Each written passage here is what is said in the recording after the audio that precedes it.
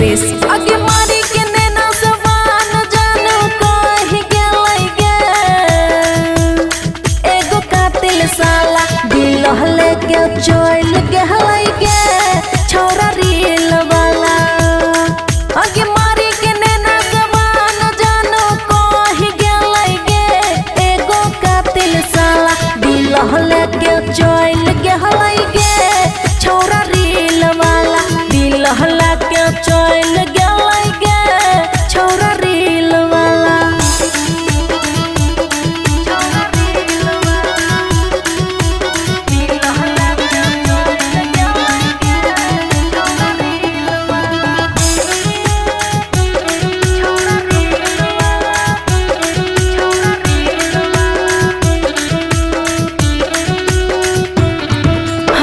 कन खींचला बड़ छौरा तिरछी नजरिया से, फीलिंग उठाई गई सखे दिल के भीतरिया से।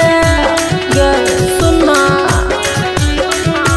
हाँ हाँ हे गए कन खींचला बड़ छौरा तिरछी नजरिया से, फीलिंग उठाई गई सखे दिल के भीतरिया से। आगे मारी के नैना सवान जानू कही गेलै गे, एगो कातिल साला दिल लेके चल गेलै गे एगो रील वाला। दिल लेके चल गेलै गे एगो रील वाला।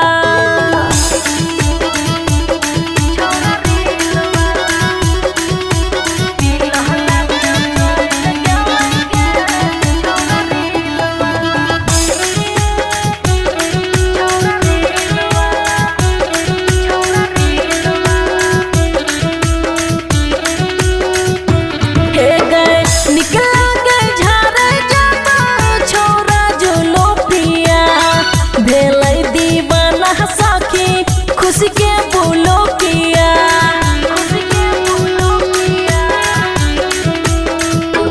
हाँ हाँ निकला गए झारे जाता छौरा जो लोपिया, भेलै दीवाना सखी खुशी के बोलो किया।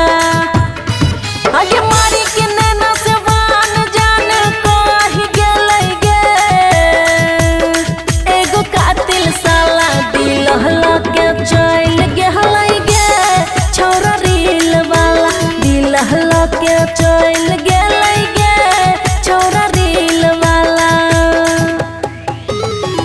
खुशी रिकॉर्डिंग स्टूडियो बलुआहा।